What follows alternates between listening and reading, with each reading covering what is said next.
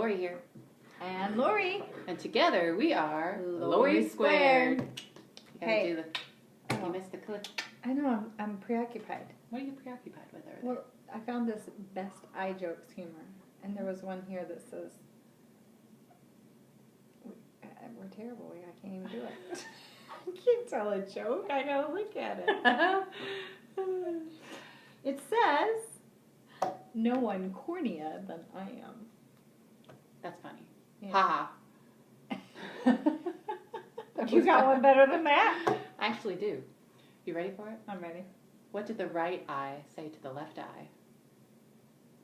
Something between us smells. Today's topic is on simple switch use and when to know that a child is ready or not for a switch. A good way to start using switches is for communication and functional play use. In today's video, you will see a student on my caseload who has non-purposeful play. He does an outward movement of his hands.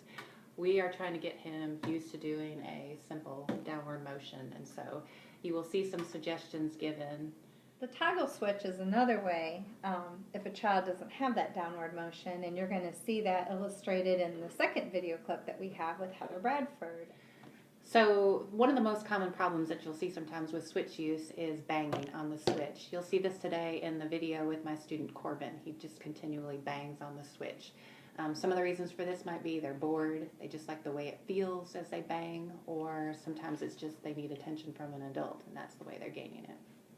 And some of our students have limited strength or dexterity, and they're unable to use a switch. They don't get that movement. So you may want to try the stick switch, which we're going to see with Heather Bradford, because it can be easily activated with just subtle, slight movements. They just have to bump into it, and it works. So the goal with the kids that are in our age group that we work with are at the experiential level. So the goal is to get them to look, listen, or hopefully respond in a positive way. Another goal is for the child to participate and tolerate using a switch, that they would reach towards the switch, and that they would independently explore the switch and activate using it by themselves. So we hope you enjoyed today's video and that you can take something away from it. I think that's it. Yep. Until See you next time.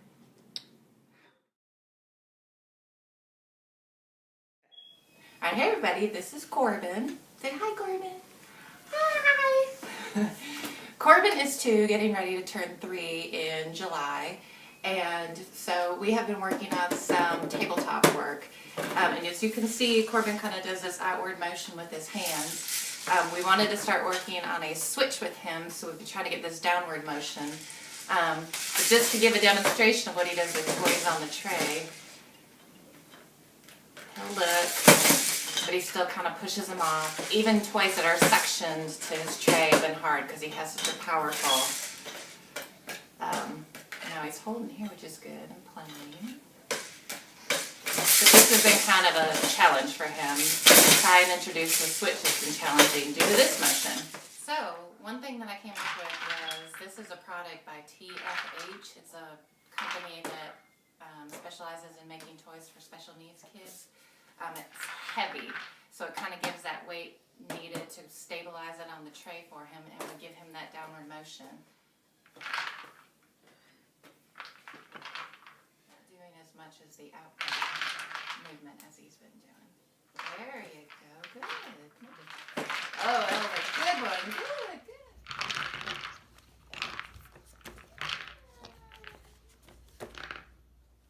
Okay, this is another toy that Corbin will be going to the Cleveland County school system when he turns 3 in July.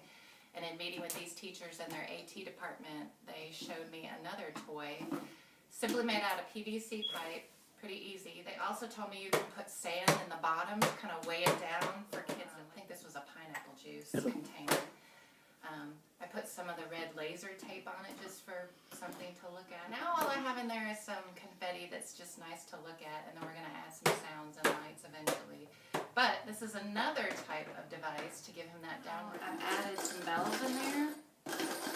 Gives it a little bit of sound. Okay, this has been modified a little bit. I cut off the ends to make it a little bit smaller to fit his tray. Again, this is one of those things you may have to work with. It may have to be adjusted with the height, so it's all just kind of playing what's going to fit for him. on his tray now a little bit better, but I can tell it's too high for him.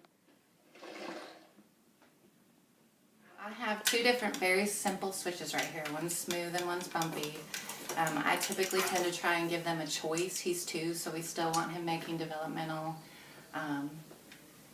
the same kind of developmental choices that a 2-year-old would make, where he's making the choice between what he wants. Smooth one.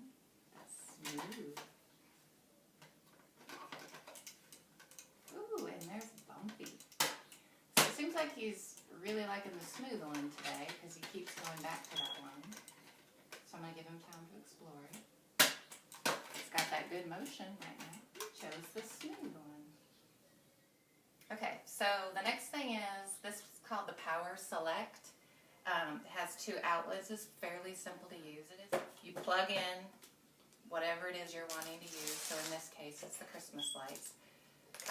You can see that it's on because I have this plugged into the wall outlet. I have it on direct. So these buttons turn. This is direct. So I have that right here. He chose the smooth switch. So you take the end of the switch and make sure that it's on the side that I have it plugged in. So I have it plugged in over here.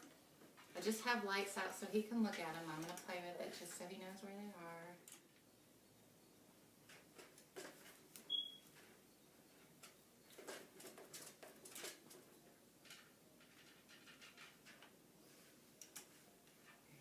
See if we can make them work, Corbin.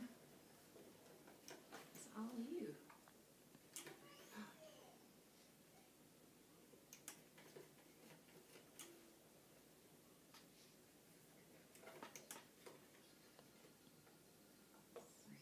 See you turning on the lights over here.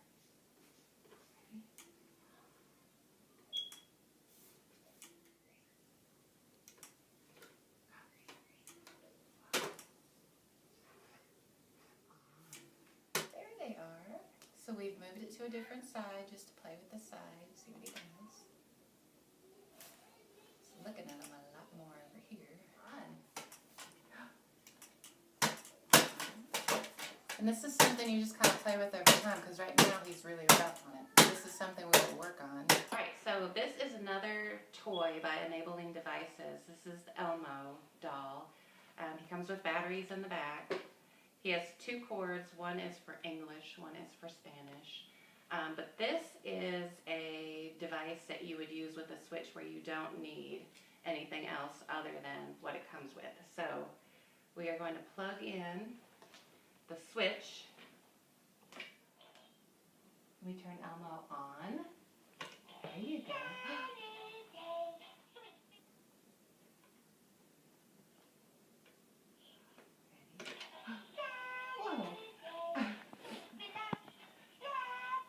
So eventually, the more you start to do this, he'll understand as he's touching it that he's making that noise.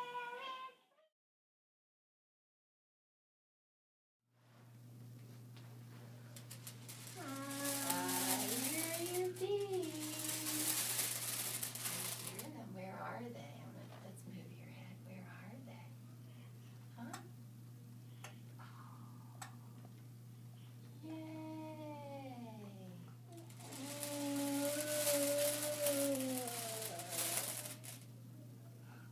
You did such a good job with your line and your beads. Uh-oh, where'd those beads go? Here they are. You found them. Oh, you're doing such a good job. One little duck went out one day over the hills and far away. Mother duck said, all right, you sing with me. Quack, quack, quack. One little duck came paddling back. Okay, we're going to plug him in. Get ready, you watch him. Get ready, you watch him, and then you can help me. Ready, Miss Heather's going to make him go. Get ready.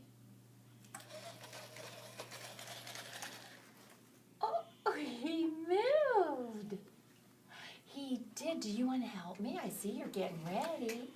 I see you're getting ready. Let's get your switch ready. Are you going to help me? Let's get him.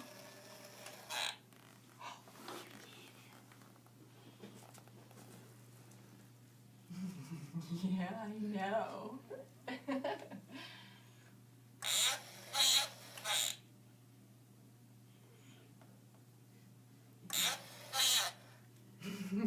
He's noisy.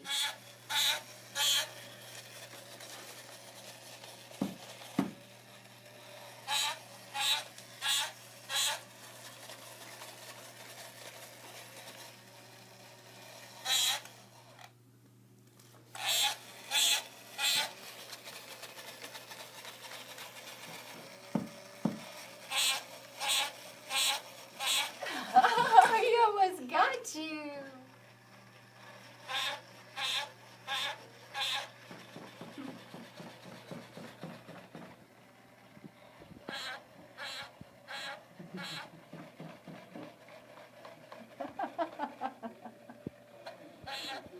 So this is a toggle switch or a stick switch, and I use this with Lightbox and also with some switch activated toys. This one is from Enable, I think. So on the Lightbox, the toggle switch can be inserted. There's the big hole for the plug, and then there's a little hole for a switch. Just plug it in the top, and all it needs is just a little bump, and it will turn on in any direction. So it's very simple to use, and here's with the Enable toy. Just fits right in the adapter. They're very easy to use, and especially with children that might not have this up and down motion, and maybe like the little boy that you saw is really, contracts his arms and then extends them. This is a really natural switch for him to be able to use independently. I'm going to talk to you about the touch switch, and you can download it from the App Store. It's $4.99. It's a good tool to use when you're introducing switch use for the first time. So I'm going to touch on the app, and when you go in, it looks like a tap switch or a simple switch. This one is teal, and when you hit it, you'll get reinforcement with music and a video. It lasts about 7 seconds. But I want to change the color of this switch. And so you go into your settings and you click on it, and as you can see, there's button colors. I'm going to touch that. And you can choose from a variety of colors. I like red, especially with my CVI kids, so I changed it to red. I'm going to leave it at 7 seconds, but you can increase the video duration if you want. And I'm going to go ahead and hit that switch. What's nice about this is it's easy to activate, but a child that might not be able to hit the switch exactly, you can hit it anywhere on this screen and it will activate, which is good for our students. The other thing that I like about this, you can go into settings. Whoops, you gotta wait for that to stop. But we're gonna go into settings. And then when you go into settings, as you can see, there's a volume control. You can make it louder or softer, but you can also tap to change the music. So if I don't want to use the classical music that it already defaults to, I can click the custom, and then I can go ahead and choose custom songs. So I could go into my music and my playlist, and I've already done that and chose a song. So I'm going to go ahead and make sure that I've hit custom, go back, hit the switch, and it happens to be playing a song from Journey. But you can go ahead and change it. A lot of our kids might want a nursery rhyme, or they might have a favorite country song that they like. And the other thing that you can do is you can go in here and add different video or a picture. So you could take out the videos that are in there and add something that might be motivating to the child. And you can also go up here and hit this button text. And right now when you hit the button, it's blank. But if I wanted to put text on that button, I could type in touch me and then go ahead and it's already on there. Then they could touch it if you wanted to add that feature to it. And that's how you use the Touch app.